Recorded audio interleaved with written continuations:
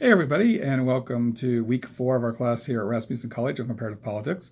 Just completing up there, guys, that extremely busy week like we've been talking about. Everybody did a good job on turning in your thesis and outline, and your pen of union paper, and keeping up with the discussion board and the live classroom. So extremely busy week, guys. If you still have stuff to be turned in from the first part of the class from weeks 1 through 3, don't feel bad. Please turn them in. I'll grade them as soon as you guys can get them completed and get them turned in. It's not a big deal, and I want you guys to do well, so please remember that if you haven't turned something in, you still have time to do it, and you may submit it. Please just send me an email, let me know you submitted something, that way I can go ahead and grade it.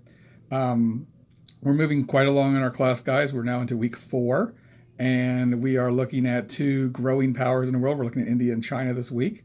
Both are extremely populated nations of the planet, so we know that China is the most populated. India is about second now. India at some point in time is going to surpass China. India does not have the birth restrictions that China does. China has a 2 birth limit on families. It used to be 1.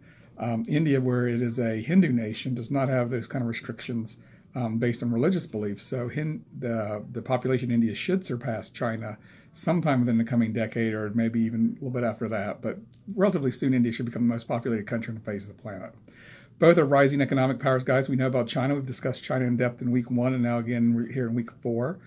Discussing China's growing economy, how multinational corporations have moved operations to China to establish and work with the cheap labor and not have to pay some of the rates that they do here in the United States in terms of hiring people and having plants and facilities here in the United States and having to comply with regulations and with higher wages here in the United States. So we've seen China take advantage of that and grow. India is trying to do the same thing.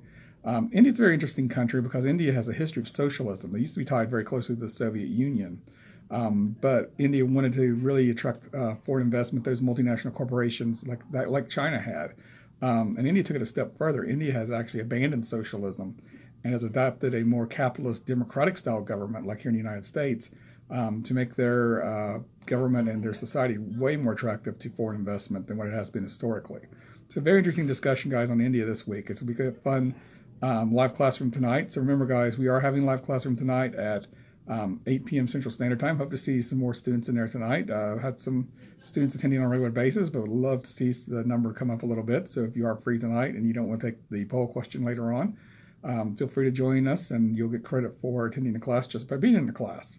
Additionally, guys, on top of that, we do have our discussion board going. Remember that your initial posts are due by the end of the day tomorrow. Reply postings are due by the end of the day on Friday. The paper this week is on India, and it is discussing India's growth, India's change, how it's adopted capitalism, and what impact India's changes are going to have on the United States economy. Is it going to be like China and attract blue-collar industries? Is it going to be a little bit different than China? So some extremely interesting questions coming up this week, guys, on India and its development and how it's going to work as well, too.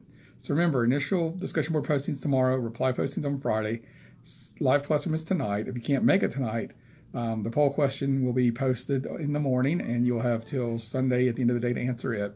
Your India papers are also going to be due at the end of the day on Sunday as well, too.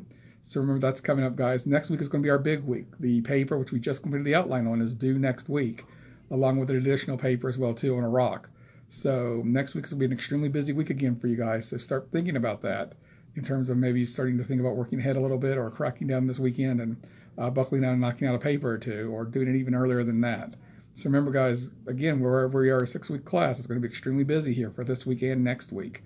So again, guys, I'm always available. My office hours are on Tuesdays and Sundays from 9 to 10 p.m. Central Standard Time. You can text, email, whatever you guys need to do. You have all my contact information. And on top of that, guys, just have a great week. Hope to see people in the live classroom tonight. And if not, I'll see you guys on the discussion board this week. And everybody have a great weekend or a great week, and hopefully get everything done.